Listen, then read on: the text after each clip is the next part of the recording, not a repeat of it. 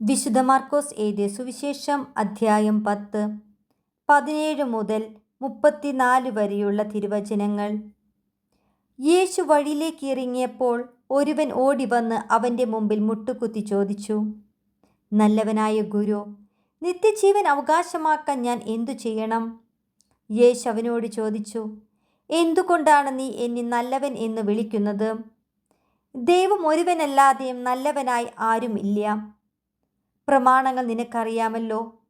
കൊല്ലരുത്, വ്യഭിചാരം ചെയ്യരുത്, മോഷ്ടിക്കരുത്, കള്ളസാക്ഷ്യം നൽകരുത്, വഞ്ചിക്കരുത്, പിതാവിനെയും മാതാവിനെയും ബഹുമാനിക്കുക. അവൻ പറഞ്ഞു, ഗുരു, ചെറുപ്പം മുതൽ ഞാൻ ഇവയെല്ലാം പാലിക്കുന്നുണ്ട്. യേശു സ്നേഹപൂർവ്വം അവനെ കടാക്ഷിച്ചുകൊണ്ട് പറഞ്ഞു, നിനക്കൊരു കുറവുണ്ട്. പോയി നിനക്കുള്ളതെല്ലാം വിറ്റ് ദരിദ്രർക്ക് കൊടുക്കുക. അപ്പോൾ സ്വർഗത്തിൽ നിനക്ക് നിക്ഷേപമുണ്ടാകും. പിന്നെ വന്ന് എന്നെ അനുഗമിക്കുക. ഈ വചനം കേട്ട് അവൻ വിഷാദിച്ച് സങ്കടത്തോടെ തിരിച്ചുപോയി.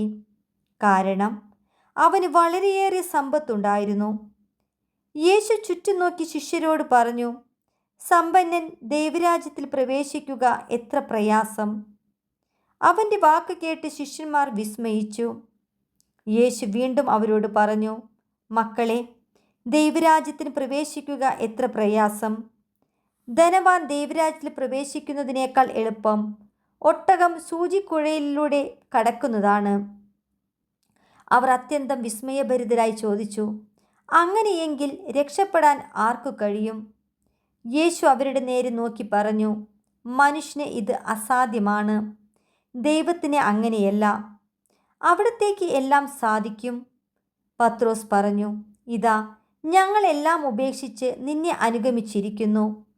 യേശു പ്രതിവചിച്ചു, സത്യമായി ഞാൻ നിങ്ങളോട് പറയുന്നു, എന്നെ പ്രതിയും സുവിശേഷത്തെ പ്രതിയും ഭവനത്തെയോ സഹോദരന്മാരെയോ സഹോദരിമാരെയോ മാതാവിനെയോ പിതാവിനെയോ മക്കളെയോ വയലുകളെയോ ത്യജിക്കുന്നവരിൽ ആർക്കും ഇവിടെ വെച്ച് തന്നെ 100 ഇരട്ടി ലഭിക്കാതിരിക്കുകയില്ല.